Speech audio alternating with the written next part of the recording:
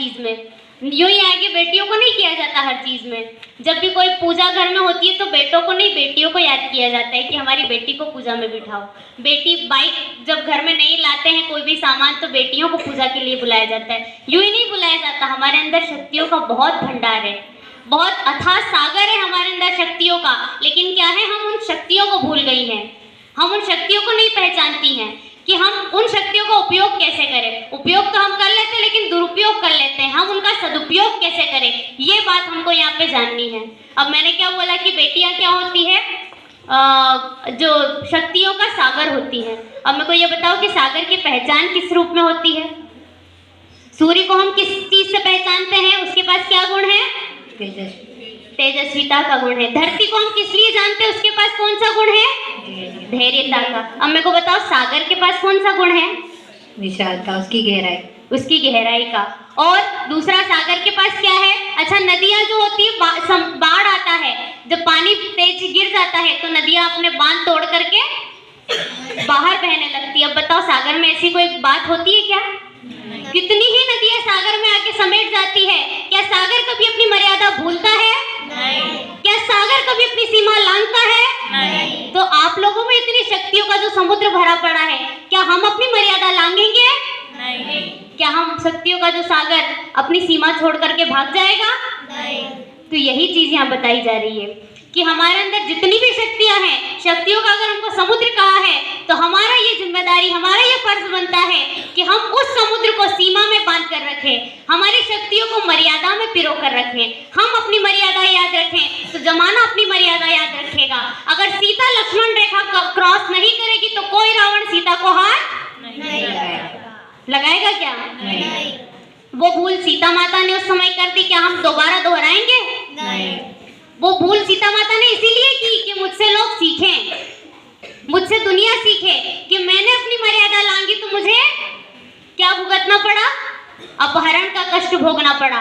तुम लोग अपनी मर्यादा नहीं लांघोगे तो तुम भी ये कष्ट नहीं भोगोगे। आगे बात समझ में, क्या करना है, बेटियों को अपनी मर्यादा में रहना है। बेटियों को ये नहीं कहा जा रहा है कि घर से बाहर मत निकलो। मैं भी तो घर से बाहर आई हूँ, फिलहाल मैं जहाँ रह रही हूँ घर से बाहर ही, मैं घर में नहीं रहती आजकल। मेरी जॉब लगी है मंडलेश्वर में, तो मैं मंडलेश्वर में ही रह रही हूँ। तो क्या हम ये कह रहे हैं कि बेटियां घर में बंद कर रहे, क्या हम ये कह रहे हैं कि बेटियां घूंघट काट कर बाहर चले, नहीं। बस हम ये कह रहे हैं कि बेटियों की एक जो मर्यादा होती है, हमेशा बेटी उस मर्यादा में बंद कर रहे। क्या मेरे को ये बताओ कि बाहर निकलने के लिए रानी लक्ष्मीबाई को साड़ी छोड़कर जींस पैंट पहननी पड़ी थी क्या, नहीं। उन्होंने साड़ी पहनकर भारतीय वेशभूषा में रह करके युद्ध जीता था कि नहीं जीता था। फिर अब मेरे को ये, अच्छा हम बहाने बहुत जल्दी बना लेते हैं कि हम लोग तो घर में बैठने वाले, हम कहाँ से अब मेरे को ये बताओ, शिवाजी को शिवाजी बनाने के पीछे जीजाबाई का हाथ नहीं होता तो क्या देश को छत्रपति शिवाजी जैसा महाराज मिलता, नहीं।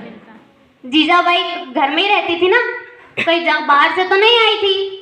जीजाबाई अगर अपने बेटे को बहलाती, फुसलाती, पुचकारती रहती तो आज वो छत्रपति शिवाजी तैयार नहीं कर देती। जीजाबाई ऐसी औरत थी कि अपने छोटे से दूध पीते बच्चे को गर्म जमीन पर चलाती थी, धूप वाली जगह में भी बोल देती कि बेटा चल, कंकर पत्थर है बेटा चल। लोग कहते थे कि माता बेटा रो रहा है, बच्चा रो रहा है, नाजुक पैर है, कंकर चुभ रहे होंगे। आज अगर ये बेटा नहीं रोएगा तो कल ये दुनिया को नहीं रुलाएगा। ये जीजाबाई के शब्द थे। तो क्या हम घर बैठे बैठे नारियां अपनी कमजोरियां दिखाती रहेंगी,